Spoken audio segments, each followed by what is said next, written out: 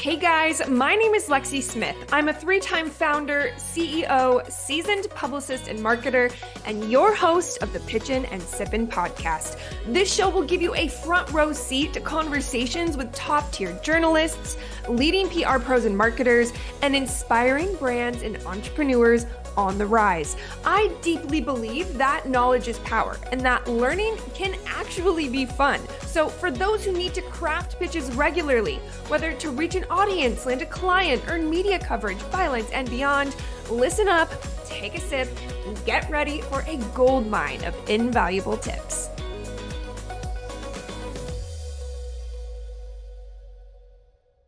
Today, I'm going to be reading you an article I actually wrote and published on LinkedIn. So if you follow me on LinkedIn, you might already be familiar with this piece. If you don't follow me on LinkedIn, go follow me on LinkedIn. You can find me at Lexie Smith. But I'm going to read you this article.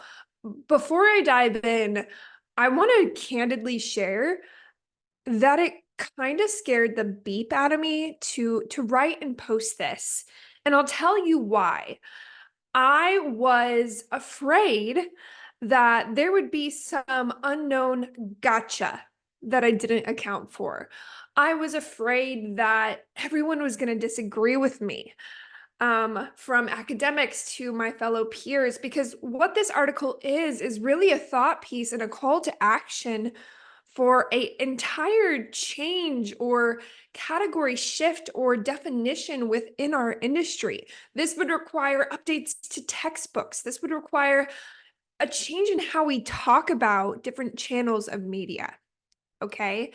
Thankfully, it's been pretty well received, or at least started some conversations. And now I want to bring this same conversation to you in a different format.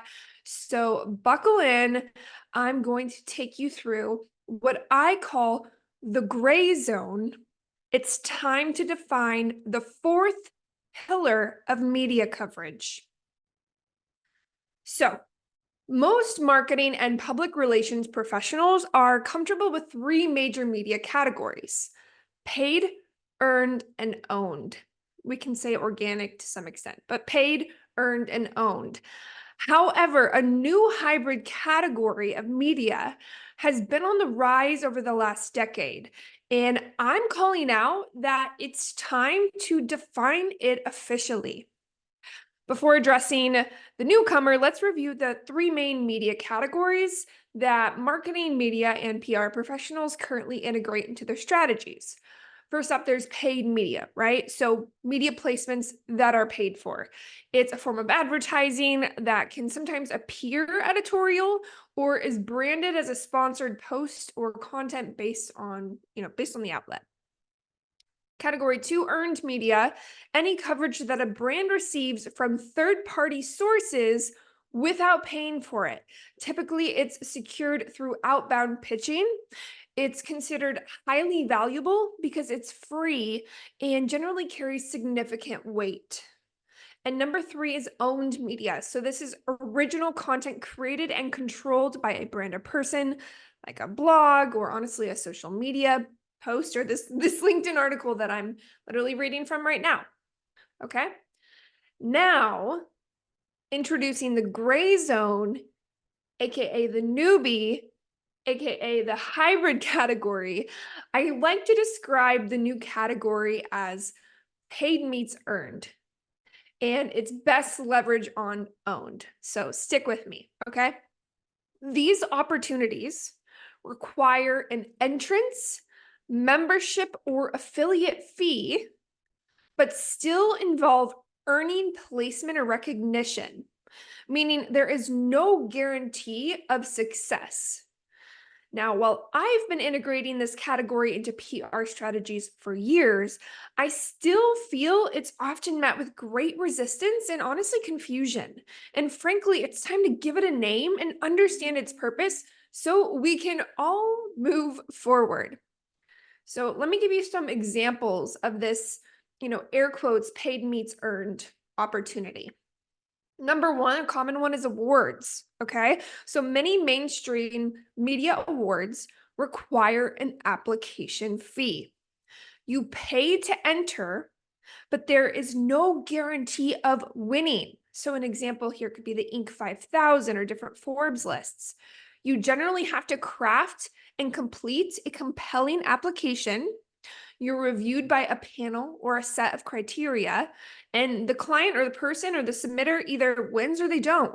If a brand wins or earns said award, it's also not uncommon to be hit with licensing fees to leverage said award logo.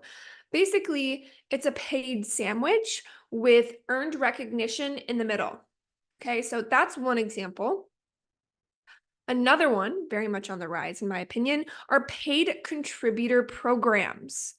Programs like Forbes Councils and the Entrepreneur Leadership Network. These charge membership fees, pending that an applicant qualifies and is accepted into a program. Members have access to submit self-produced editorial content. However, publication is not guaranteed as editors can still reject submissions or alter the content. These memberships also differ from purely paid media opportunities because authors are adhering to editorial guidelines and working with editors, taking away total creative control or messaging abilities. Okay, so that's opportunity number 2. Number 3, affiliate programs.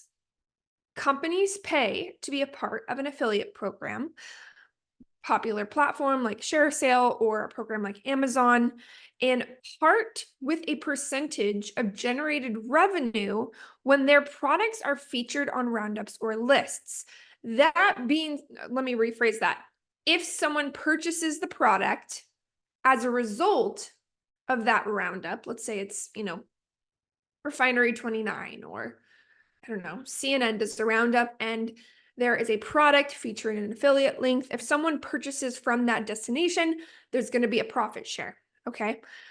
That being said, simply having an affiliate program set up for editorial does not guarantee a brand or product will be picked up or featured. Again, spots are pitched and earned. One could argue that if there's any payment, it belongs under the paid media category. However, true paid media differs from this newer pay to be considered model. In paid syndication, companies pay a professional distribution company or lead generation agency to distribute content, either on their platform or to various publishers, ensuring complete control over every word and message. In contrast, paid meets earned opportunities require a more dynamic and competitive approach.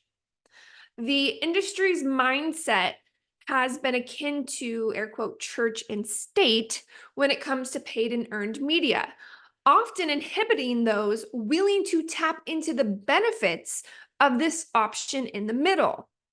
Data and public sentiment tell us that paid media and its benefits are generally second tier to earned media. And in my experience, it's not uncommon for those with old school mentalities to lump this paid meets earned opportunities section, right, into paid alone, often posing some resistance. However, in a professional world that continues to be in a flux across industries, this apprehension to participate might actually hurt more than help. So why paid meets earned, again, like name TBD, needs distinction. This hybrid category reflects the evolving media landscape where traditional boundaries between paid and earned media are blurring. Mastheads are shrinking. Media companies are exploring new revenue streams, making this hybrid approach both a necessity and honestly an opportunity. For this model to be used and evaluated effectively, it needs a name. Unscripted podcasts asking for application fees to appear as a guest, and outlets requiring companies to be paying members of an affiliate program to get coverage are all signs that this gray zone of paid meets earned is ramping up, not slowing down. Distinguishing between the two allows agencies and PR professionals to better meet clients' expectations and goals. While earned media remains an important and very valuable part of media strategies, it has also become more challenging to secure and ill-advised to build entire strategies around one category of the evolving media landscape. In my opinion, it is up to PR pros to ask, what can we do to build a more robust and holistic strategy for clients? Evaluating this gray area of hybrid media is worth considering. All right, let's talk about some benefits of this hybrid category. Whether you're a publicist or an entrepreneur, listen up here because these are the pros, okay? Without understanding and leveraging paid meets earned media, it can be very easy to overlook its significant advantages.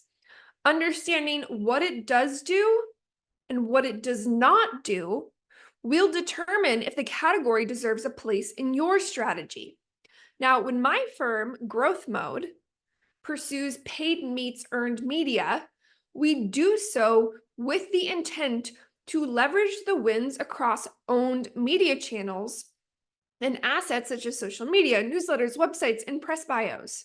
We know this will ultimately help our clients establish and drive, number one, credibility and authority, right? Being featured for reputable awards or in publications enhances credibility. It just does, which can be further leveraged by thought leaders and brands. It also helps establish and drive visibility. Contributor platforms and affiliate programs offer visibility that can be more effective and actually less expensive than a traditional ad. So it can be a win-win for all parties when a given placement is further amplified across the owned channels of those featured. It also can establish and drive conversations. In a world where we're expected to live on the content creation hamster wheel, paid earned opportunities can be shared as is or further leveraged to add third-party credibility to a topic or conversation. So let's talk about the integration of this category into a PR strategy. When creating your own or a client's PR strategy, we're no longer looking at just earned, paid, and owned media. This fourth category can be used to fill in the gaps between pursuing earned and paid media and create more content to be leveraged on owned media channels. Depending on the brand or a client's ultimate goal, it can be wise to budget for these opportunities and approach them with the same diligence as traditional media campaigns. Prioritize leveraging these wins across owned media channels. Share them on social, include in email marketing and newsletters, syndicate across owned websites, utilize an organization's thought leaders to drive these opportunities, providing additional content and credibility. Companies need to understand how a given piece of media, like a byline or a podcast, many of which now include fees to be featured, plays into their omni-channel marketing strategy as a whole. Without this understanding, without delineating where the gray zones of media are, decision makers lose an edge when it comes to strategy preparation and execution. It's time, this is my soapbox, guys, okay? It's time to embrace paid meets earned media, prepare for it, budget for it, and integrate it into our media strategies. So my call to action of this episode is, what should we call it? Go ahead and slide into my DMs on Instagram, add me on LinkedIn, comment on that article. I want to hear from you. What should we call this category? Let's name it together.